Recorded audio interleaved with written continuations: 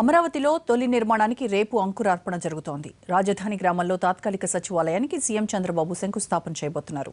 45 ఎకరాల్లో 200 కోట్లతో ప్రభుత్వం తాత్కాలిక సచివాలయం నిర్మిస్తోంది. తుళ్లూరు మండలం వెలగపూడి గ్రామంలో తాత్కాలిక సెక్రటేరియట్ నిర్మాణం కోసం 45 ఎకరాలు కేటాయించింది ఏపీ ప్రభుత్వం. మొత్తం G+1 పద్ధతిలో 6 నిర్మాణాలు జరుగుతాయి. 3 ప్యాకేజీలుగా చేపట్టనున్న ఈ పనులను L&T, పల్లోంజీ కంపెనీలు పూర్తి చేస్తాయి. ఇప్పుడు రేపు ఉదయం 17వ తేదీ 8:23 మన ప్రీతం ముఖ్యమంత్రి నారా చంద్రబాబు నాయుడు గారి యొక్క అమృత హస్తాలతో శంకుస్థాపన కార్యక్రమాన్ని రేపు చేపట్టబోతున్నాం.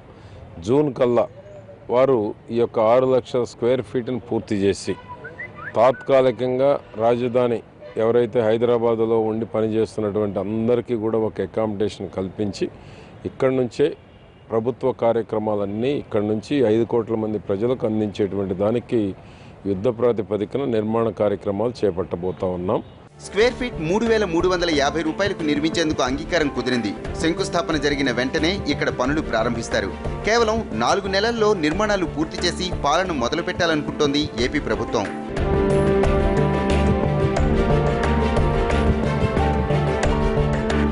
$200 కోట్లతో నిర్మించే ఈ నిర్మాణాలకు రేపు ఉదయం 8:23 సీఎం శంకుస్థాపన చేస్తారు. మొత్తం 6 లక్షల చదరపు అడుగుల మేర ఆఫీసు స్థలం అందుబాటులోకి వస్తుంది. జూన్ కల్లా సెక్రటేరియట్ సిద్ధం చేసి ఇక్కడి నుంచి పరిపాలన సాగించాలన్నది ప్రభుత్వ లక్ష్యం. శంకుస్థాపన కోసం ఏర్పాట్లు యుద్ధ ప్రాతిపదికన జరుగుతున్నాయి.